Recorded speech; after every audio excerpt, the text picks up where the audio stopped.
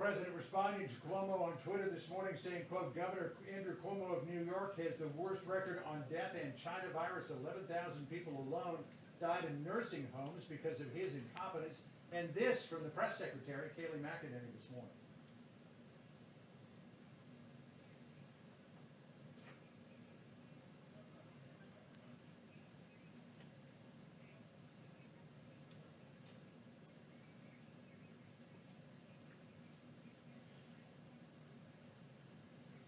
And this is expected to come up in the press briefing, particularly by what authority the president believes he can withhold congressionally appropriated funds.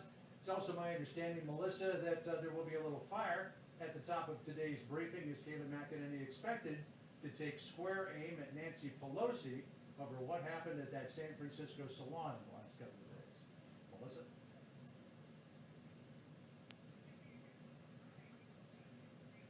Thank you. All right, you bet. Talk to you later.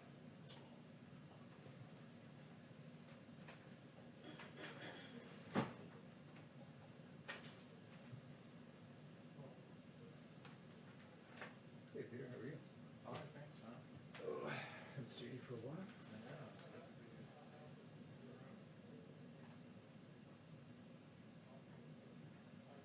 Your wife's working a lot, huh? She is. Yes. Stop. Working in the morning and working at night. Yeah. And she's really in her element.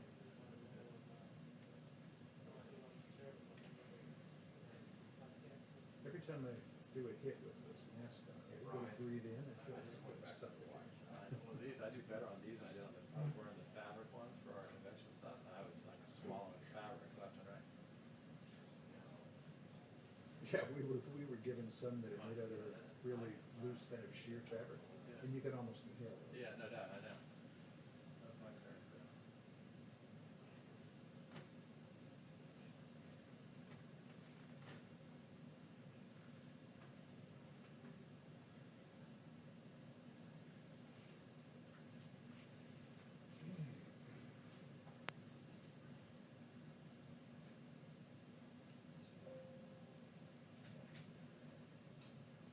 It's a rain sound.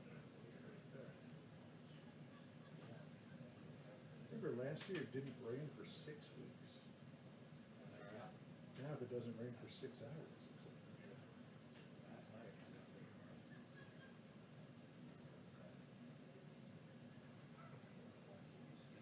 I see the rain that's in there.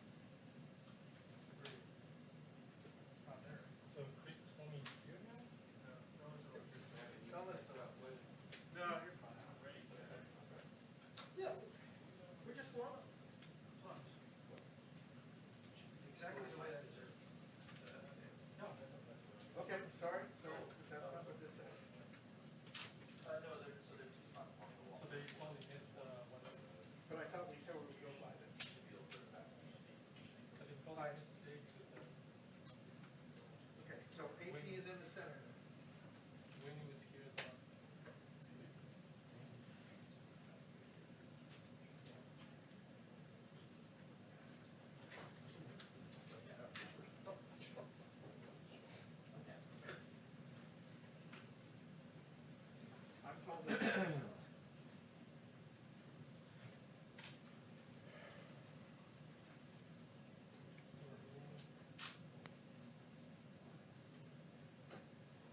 she's supposed to, yeah, I have to go, back. They just changed it. Sorry.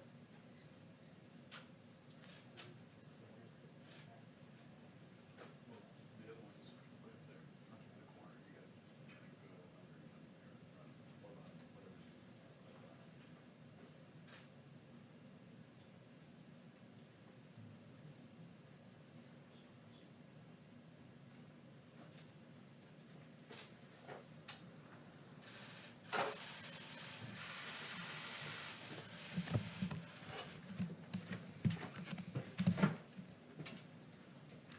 Good afternoon, everyone. 2 briefings ago, I asked, where is Nancy Pelosi? Today, I can announce we have found Nancy Pelosi. As you can see, we found Nancy Pelosi going into her hair salon. We will be playing the video on loop for all of you to see during the duration of this introduction. Nancy Pelosi was not in the halls of Congress when I asked where she was. She was not working in good faith to make a deal for the American people. Nope, Nancy Pelosi was found in San Francisco at a hair salon where she was indoors, even though salons in California are not only open for outdoor service. Apparently, the rules do not apply to Speaker Nancy Pelosi. She wants small businesses to stay shut down, but only reopen for her convenience. Do as I say, not as I do, says Nancy Pelosi. Nancy Pelosi is holding up $1.3 trillion in relief for the American people while getting special access to the very kind of small businesses that this money would support, businesses like this hair salon. Before she skipped town to violate her state's health guidelines, Pelosi proposed a bill. It was called the HEROES Act, which contained no additional paycheck protection funding. This is funding that would help the very small business she has bizarrely accused of plotting against her. The president sees through Democrats' disregard for Americans in need, and he took action unilaterally in his own accord. He provided relief from evictions, he provided unemployment insurance, he paused student loan payments, and he cut the payroll tax, putting money in the American people's pockets. Congress also failed to authorize funding to provide children with free lunches for the 2020-2021 school year. And again, President Trump, with senior advisor Ivanka Trump, took action. And now USDA has extended a summer program which will ensure children continue to have access to free meals through the end of the year. Nancy Pelosi is demanding an apology from a single mother and small business owner who has received threats since Nancy Pelosi's comments against her salon. Salon owner Erica Kayleigh said this: "Since this happened, I've received nothing but hate text messages, death threats, saying they're going to burn down my hair salon. It's just sad that my community is pulling this, saying that I threw her under the bus when I did not. So that's hurtful. But yes, I think I'm pretty much done now." Nancy Pelosi, you ought to apologize to the American people. Or better yet, come back to Washington and get to work for hardworking Americans like this salon owner that you maligned and demanded an apology from. And with that, I'll take questions. Yes, John. Kayleigh, do you acknowledge that it is illegal in this country to vote twice in the same election? Are you referring to the president's comments earlier today? I'm just asking you a basic yes or no the question. president Do does you not- believe it is illegal to vote twice the president- in this country? The president does not condone unlawful voting. The president's been very clear about this. I'm once again not surprised the media is taking the president out of context. Do you recall what the president said on this matter specifically? I have it right here, sure. Okay, maybe you should read it out for me then. Okay, so the president said that you should go to your poll, you should vote early, by mail, and then you should go either early voting or day of and try to vote again. So he is asking people to vote by mail and then to go down to the polling place on election day and to vote again if their vote has, if they can't confirm their vote has been counted. You're missing a very crucial line from the president's remarks. If it is not tabulated, meaning your mail-in vote, then you will be able to vote in person. If it is not tabulated. This is There why are at least 5 states in this country that do not count any mail-in votes until election day. So those votes won't be counted until afterwards. So there's no way to know whether or not their vote is. There's a good. very simple answer, and this is how it works. First, a lot of states have what are called electronic poll books. And what this means is that in real time, this is updated. So if your vote is counted, they check the electronic poll book, and you will not be able to vote in person because your vote has been counted.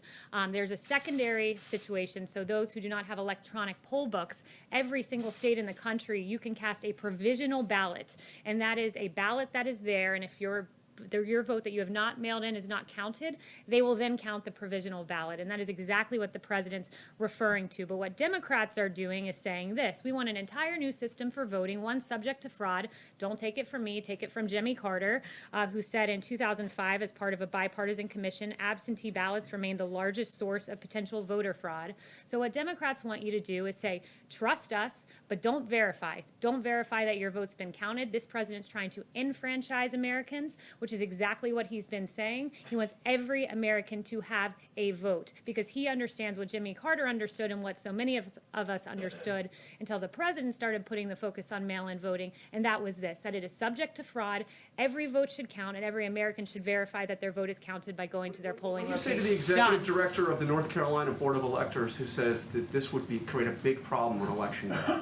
What I would say is that the president has laid it out very clearly. You should verify your vote. And not only that, I would point them to the fact that in 2016, before we tried this entire new system of mass mail-out voting, 319,000 votes were not counted that were cast by mail. 319,000 in an election that came down really to 80,000 votes in Pennsylvania, Wisconsin, and Michigan. That's untenable, and hundreds of thousands more will not be counted with the Democrats' fraudulent mass mail-out voting system. The president wants enfranchisement, plain and simple. John. Can I ask you a process and jurisdiction question? The president signed a memorandum last night directing federal agencies to look at funds that might be withheld to cities that do not do enough to restore law and order. By what authority does the president believe he can do that? Yeah, the president believes that what we should do, that the purpose of government is to protect life, liberty, and property. That is the purpose of the federal government, and it's imperative that the federal government review the use of funds by jurisdiction. So what this does, this memo, it really does three things. One, it asks federal agencies to detail all federal funds that are being provided to Seattle, Portland, New York City, and Washington, D.C.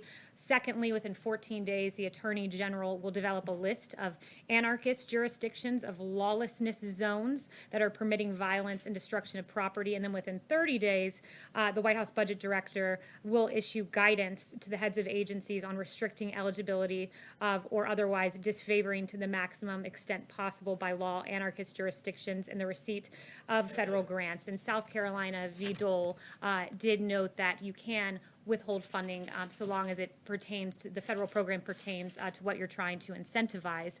So we believe here, when you look at New York, a 177% increase in shootings, in Seattle, where there was a lawless chop zone where 2 died, in Portland, where you've seen 140 officers injured. This is a dereliction of duty. And if the states will not act in their police power and secure their streets, this president will use every lawful mechanism available to him to try to supplement their failures. And in some cases, that's meant federal officers in Minneapolis and Kenosha, where we've been invited. This is yet another attempt to make sure no more children like Legend Taliaferro die on our streets. These are congressionally appropriated funds. I expect that you would expect there to be immediate legal action taken. Letitia James, the Attorney General for the state of New York, warned a few minutes ago that if you try to withhold any funds, she will immediately slap you with a lawsuit.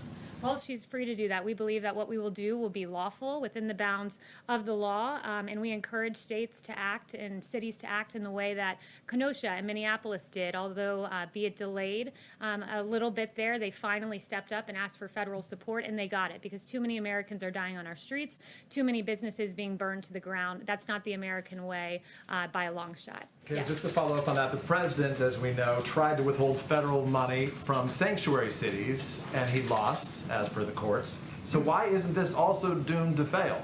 I'm not going to get ahead of exactly what the final product will look like. Again, I just walked you through, there's a 14-day timeline for the DOJ, and then a 30-day timeline for Office of Management and Budget, but we believe that we are on the right here. Let me do a couple follow-ups if I can. So in May, the president said the U.S. will be designated Antifa as a terrorist organization. Yes or no? Did the president do that?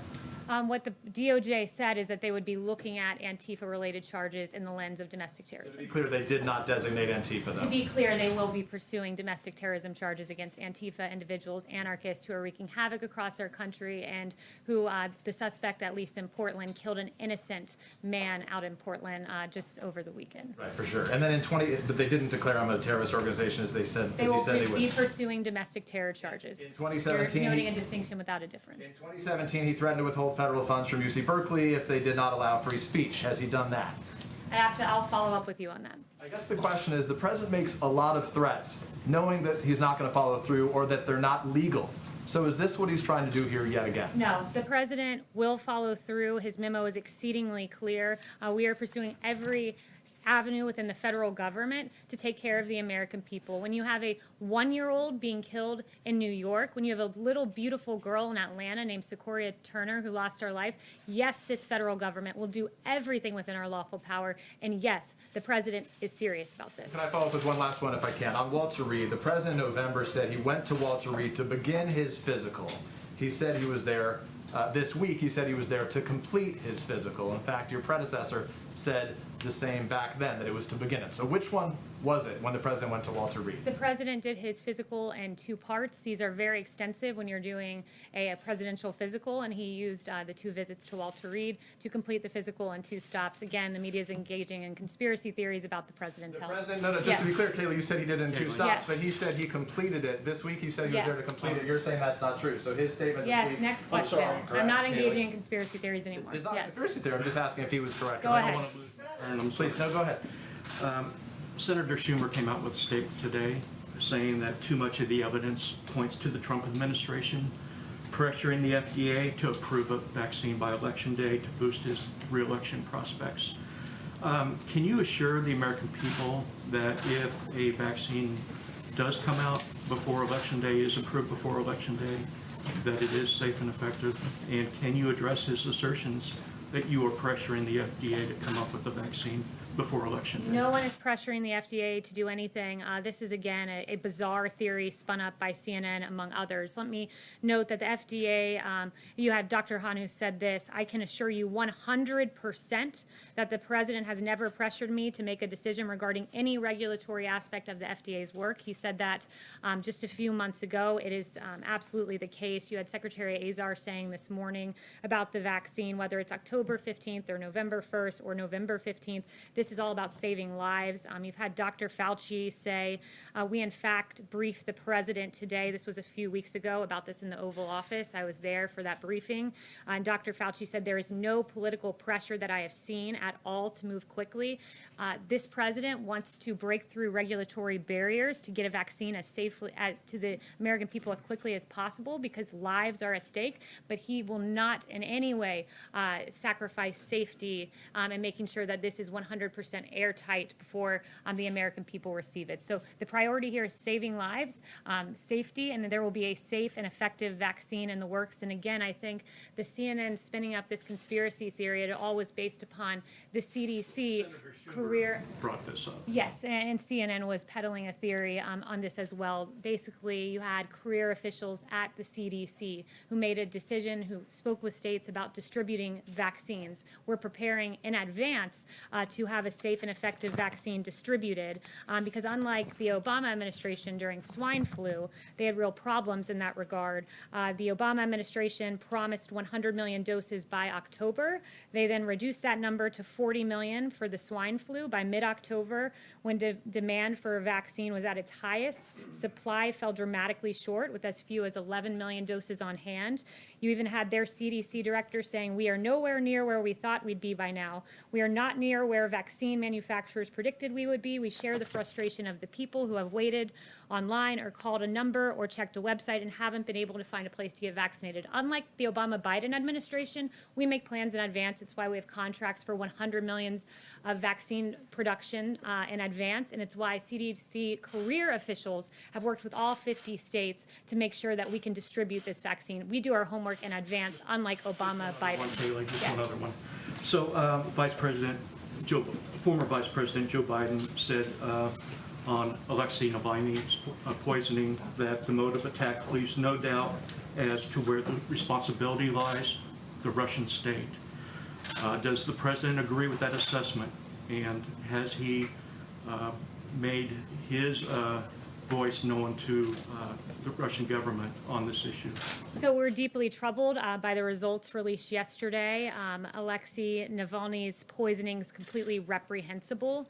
Russia has used chemical nerve agents in the past, and we're working with our allies and the international community to hold those in Russia accountable wherever the evidence leads and restrict funds for their malign activities. The Russian people have a right to express their views peacefully without fear of retribution of any kind, and certainly not with chemical agents, and no one has been tougher on the Russian government than this president. Yes. Thanks, Kayleigh. On TikTok, the president said that that ban is going to take effect on September 15th if the deal is not agreed to. What will that look like? Is Google and Apple going to have to delete that app from their app stores? Are people going to have to delete it off their phones? Tell us what will happen on September 15th if there's no deal. I'm not going to get ahead of announcing those plans on September 15th. I know you had some questions on the timing of everything, and I told the Commerce Department to be expecting your call because they can walk you through. Had questions about the 45-day time frame, so I did get some clarity for you on that. And if you follow up with me, we can get you in touch with the Commerce Department. Okay. Yeah, Kayleigh, I just wanted to ask you about the investigation. There's a couple of contracts that were awarded that Peter Navarro was involved with. One, there's some investigation going on in terms of the Kodak, the money that went to Kodak to allow them to develop pharmaceuticals. There are other contracts now for ventilators that have received scrutiny. Can you give us an update on how concerned you are that maybe some of these business deals are going through too quickly, they're not getting enough scrutiny? Is there any particular finding that you can offer at this point on that? Yeah, we've made many contracts using the DPA 78 times, 30 times with regard to testing. We're very proud of what we've done. Of course, if there are new allegations with a given company, we certainly look at those and look at them closely, as we did with the Kodak situation. But we're very proud of what we've done. We were met with an unprecedented challenge, a novel coronavirus that came to our shores from China. And we are very proud that our contracts have enabled us to have a very large and growing stockpile. In fact, we've rapidly increased the amount of N95s on hand to more than 60 million. We're on track to have 10 times more than pre-pandemic levels by the fall. Significantly surged the number of gowns on hand to more than 27 million. And we have tremendous level of ventilators on hand at 109,000, and we will have tens of thousands more by the fall. So the contracts we've made have enabled these numbers, among others. I'm not even getting into therapeutics like remdesivir, but of course, if there's ever allegation, we take it seriously and look at it as we did with Kodak. Confirm how many allegations of wrongdoing that you're looking at that I'm only involve aware Peter Navarro? of the one or two that you named out of the many, many contracts that we've had. Yes. Thanks, Kayleigh. The herd immunity strategy for the pandemic has been called dangerous by some experts, and I'm wondering if President Trump has formed an opinion on this concept, and if he thinks that that is an achievable goal. Yeah, the herd immunity so-called theory was something made up in the fanciful minds of the media. That was never something that was ever considered here at the White House. Here at the White House, what we've done is race to get a safe and effective vaccine in record time. If we get it by the end of the year, it will far outpace Ebola, which took 14 months to get to phase 3 clinical trial, 3 years to get to completion. This will be the fastest vaccine ever for a novel pathogen. Here at the White House, we talk about therapeutics and are very proud that we've identified, we have more than 270 clinical trials, 570 in the planning stages, and successful therapeutics that we know of like dexamethasone and remdesivir. That's what we do here at the White House. The herd immunity theory, again, was something made up in the mind of the So media. on the Supreme Court, the president said that he would come out with a list of candidates by September 1st. When can we expect to see that list? You will see it soon, certainly within the next few weeks, but it will be after the Labor Day weekend. Yep. Thank you. Back on the cities, how would the president's plan to reduce funding to cities actually help protect citizens that you said was the goal of the president? Yeah, that is the goal, and what the intent is to incentivize cities to follow in the way of Kenosha and Minneapolis, who, when they were in the midst of a situation that they couldn't handle just at the local level, they requested federal assistance, and it worked. Within 24 hours, you saw a much different scene in Kenosha. Within 24 hours, a much different scene in Minneapolis. So we want states to work with us, and those two models are examples of Democrats who have done so. On the contrary, you see a much different situation in New York and Portland and DC and Seattle. And some of the factors, as noted in the memo, that will go into the lawlessness assertion are whether they forbid police from intervening, whether they've withdrawn law enforcement protection from certain areas, like we saw where a police precinct was abandoned in the lawless CHOP zone in Seattle. Those are the types of changes in behavior we want to see from cities, because protecting the citizenry should be their paramount concern. Thanks, Yes. Kayleigh. The government runs out of funding by the end of the month. Is the White House confident it can avoid another shutdown? And is the president open to including some of this COVID stimulus as part of a CR? I haven't talked to him about that, but we do believe that we'll be able to get funding to avoid a shutdown. Are negotiations underway now? Like, have you guys started talking to Congress about this yet? I'd have to talk with the chief. I haven't talked to him specifically about that, but it has been discussed internally. I know at least that, yes. Thanks, Kayleigh. Can you give us a sense, on the memo issued last night, can you give us more of a sense of the funding that would be under review? And also, why does the White House believe that this is the right time to be considering restricting funding for states? We're in the middle of a pandemic and some are dealing with violence. Yeah, again, so first, to the first part of your question, it's undergoing a review. Part of that, step one of this memo, is for federal agencies to detail the funds being provided. So I can't give you a readout of exactly which funds are being looked at until that review is conducted. But why now? Why now? Because in New York City, you've seen a 177% increase in shootings in July. Meanwhile, you have the feckless government of Mayor de Blasio and Governor Cuomo pulling $1 billion with a B from NYPD at the same time we learned that in a 28-day period, arrests were down in New York City by 62%. The looting of 450 businesses that have been damaged. In Seattle, a lawless CHOP zone where 2 died. Now is the right time when you see numbers like this, because lives are at stake, and oftentimes the lives of innocent little babies who should be here today. If Democrat mayors got their act together, didn't cut funding from police, did start arresting people and enforce the laws. Yes.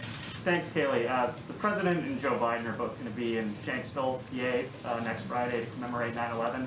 Have you spoken to him about appearing with the former vice president like he did with Secretary Clinton back in 2016 up in New York? I have no details for that upcoming event, but we are intending to be in Shanksville as well. Okay, and then just one more follow-up on the cities. Again, I know it's under review. Has the president directed Director Vaught to make sure that future coronavirus aid is exempt from this memorandum?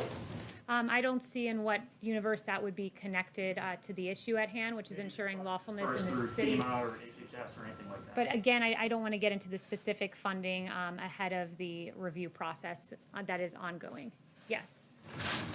Are we all set? Okay, there we go. Yep. Thank you. Facebook said earlier today that it would be removing the post where the president was talking yesterday with a local reporter about voting twice if it's not corrected and if it doesn't indicate that the president was wrong in those assertions. What do you have to say about Facebook's move on this post?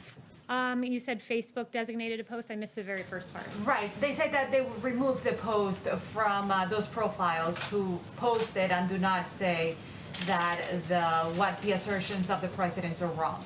Yeah, I haven't seen the particular post you're referring to, but the president is crystal clear here that he only, again, to read that part of his quote, if your vote isn't tabulated, then you'll be able to vote in person. This is about verifying that every vote is counted, because we know voters are disenfranchised. Just in the 2020 presidential primary, for instance, there were 100,000 ballots rejected in California, mail-in ballots in New York. 1 in 5, think about that.